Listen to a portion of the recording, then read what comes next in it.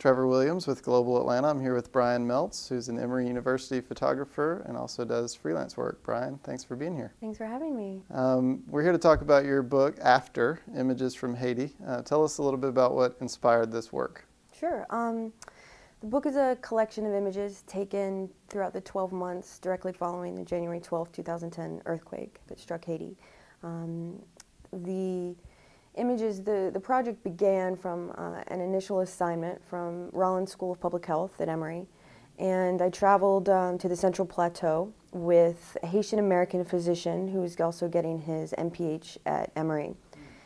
And I spent, most of that first trip was spent actually outside of Port-au-Prince in the main, where all of the destruction is, and I really got to sort of see a different part of what I was seeing on the news about the effects of this earthquake, and I became really interested in sort of the public health issues that people were facing as a direct result of the earthquake. So, for example, in the rural areas after the earthquake, I mean, I think it's about maybe 600,000 people, moved out of Port-au-Prince, reversing decades and decades of migration, and these rural areas, that are already, the resources are already so thin, it was incredibly difficult for them to deal with sort of this influx of people.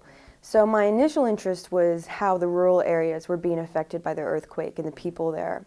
How different is it from what we've seen? I mean, I know that, we obviously in America, we know that it's an impoverished country that led to a lot of the influx of aid that was poured out when we heard about the disaster, but I have a sense that the emphasis kind of faded after the news went away.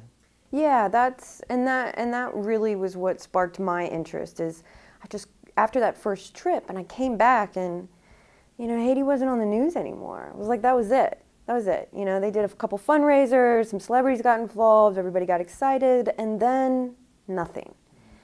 And when you're in Port-au-Prince, I mean, we're talking about, over 1 million people that are homeless, that are living in these makeshift camps in horrible conditions.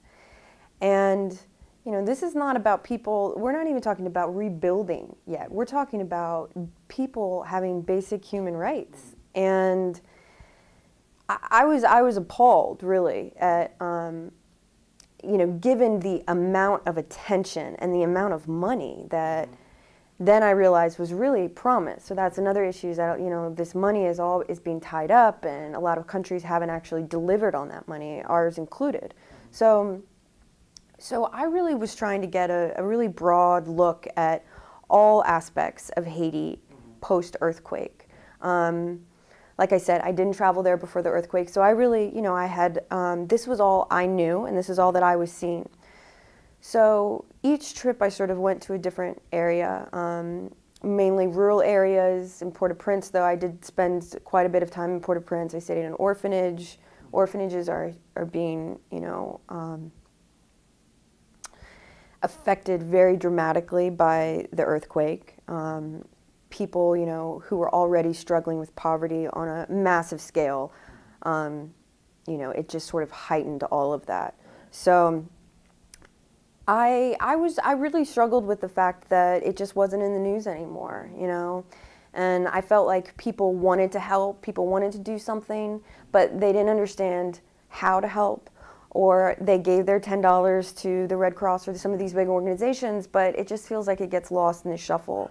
So I was seeing the amazing effects that these really small organizations were having in Haiti, particularly Giant Global, and being able to sort of see how, your money can go and absolutely change somebody's life, just like that, and that's what I wanted to really try and get out there, is that we do have the power to, make things happen there. What I do know is that the people on the ground are not feeling heard. They don't feel like they have a voice, and that's one thing. That's why I became a photographer, a documentary photographer, is to try and give people a voice that otherwise are silenced.